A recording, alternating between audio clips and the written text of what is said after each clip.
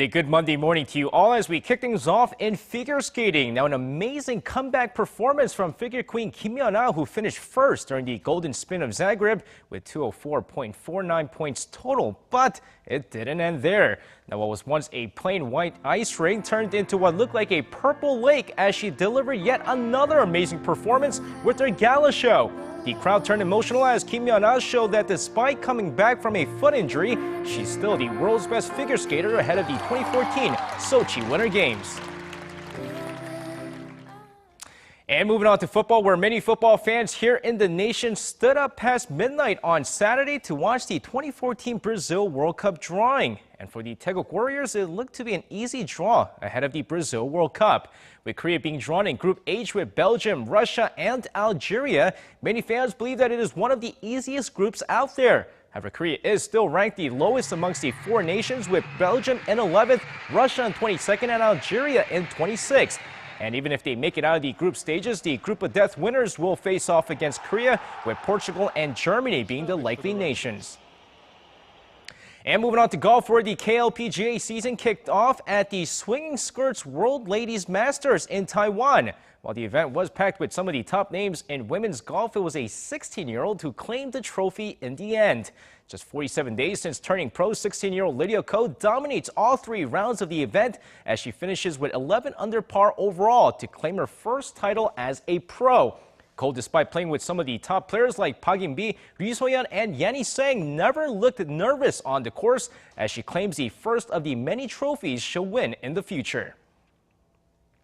And now over to Berlin, where the fourth round of the Speed Skating World Cup took place. Now, with Lee Sang-hwa sweeping all the gold medals over on the women's side, Mo Tae-bum finally got a taste of the gold medal finish as he finished first in the 500 meters men's finals, coming at a time of 34.87 seconds.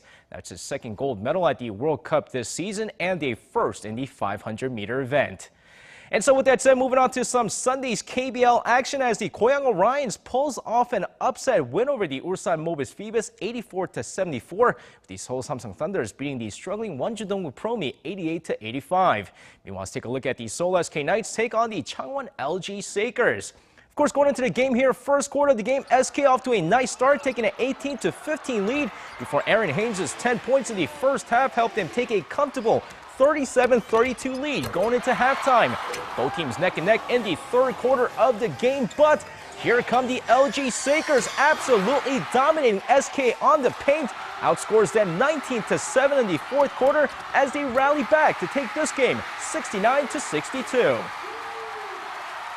And now moving on to some V-League action as GS Caltex beat Hunguk Insurance Life Pink Spiders 3-1 with IBK Altos, beating the struggling Hyundai Hill State 3-1 as well over on the women's side.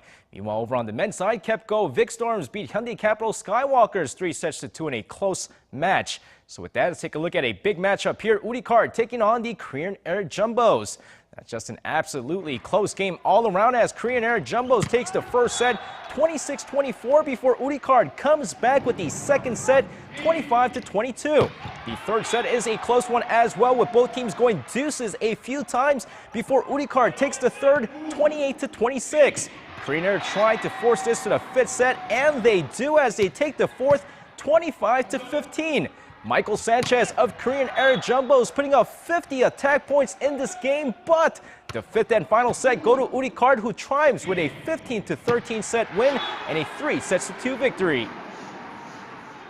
And that's going to wrap it up for me. This has been SJ. Have a great rest of the day and see you guys again for your sports needs.